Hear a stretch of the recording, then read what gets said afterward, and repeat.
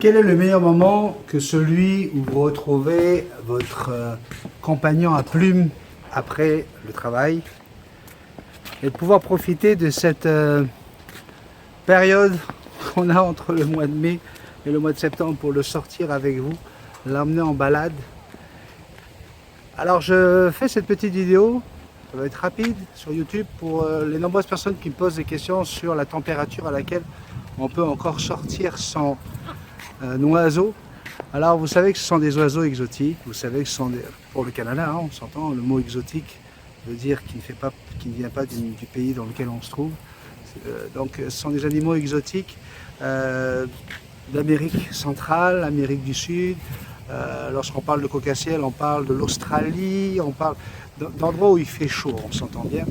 Mais cela ne veut pas dire que vous ne pouvez pas sortir votre oiseau lorsqu'on est déjà en début d'automne.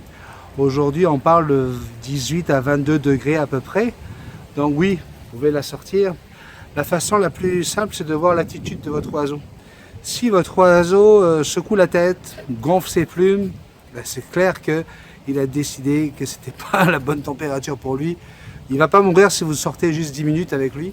Mais au moins vous donne un signal là. Pourquoi? Parce que son bec, je l'ai déjà dit certainement dans une autre vidéo, le bec de l'animal est comme un radiateur, c'est tout son système nerveux qui vient dans le bec de votre oiseau. Et ce système nerveux va justement lui donner des informations. C'est pour ça que lorsqu'il a chaud, il va mettre son bec dans l'eau fraîche pour rafraîchir tout son corps. Lorsqu'il a froid, il va mettre son bec dans ses plumes pour dormir. Par exemple, le soir, il va réchauffer tout son corps en mettant son bec dans ses plumes. Donc voilà, laissez votre oiseau vous donner le signal.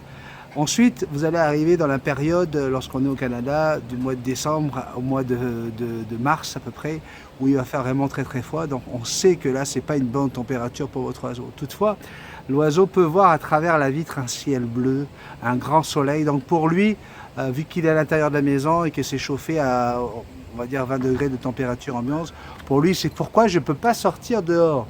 À ce moment-là, vous avez le droit, vous avez la possibilité de lui montrer qu'il fait froid, tout simplement en le prenant avec vous.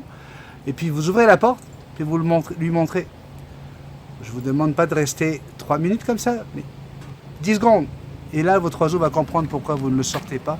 Si vous vous posez la question, laissez votre oiseau réagir. C'est lui qui vous dira si effectivement il fait trop chaud ou s'il fait trop froid. Donc vous l'avez vu plusieurs fois sur cette vidéo. Jackson secoue la tête, a les plumes qui gonflent. Voilà, encore une fois. Ça, ce sont des signaux pour vous dire, écoute papa, merci de me sortir aujourd'hui là, mais il fait un petit peu froid. Regardez, moi je suis à peine couvert. Il est certain que si je trouve que c'est correct, je ne suis pas en train de mourir de froid là, votre oiseau va quand même pouvoir le supporter au moins 10 minutes. Mais il est clair qu'avec ce genre d'attitude là, c'est un vrai signal pour dire attention papa, il y a trop de vent. Attention papa, j'ai un petit peu froid, ramène-moi vite à la maison. Et c'est ce que je vais faire tout de suite. C'était une petite vidéo pour juste vous donner un petit peu une idée de ce qu'on a le droit de faire avec un oiseau par rapport à la température extérieure lorsqu'on a l'habitude de les sortir. Je parle bien des oiseaux qui sortent régulièrement pendant tout l'été. Voilà, c'était la petite vidéo du jour. Encore une fois, là, je suis tout seul.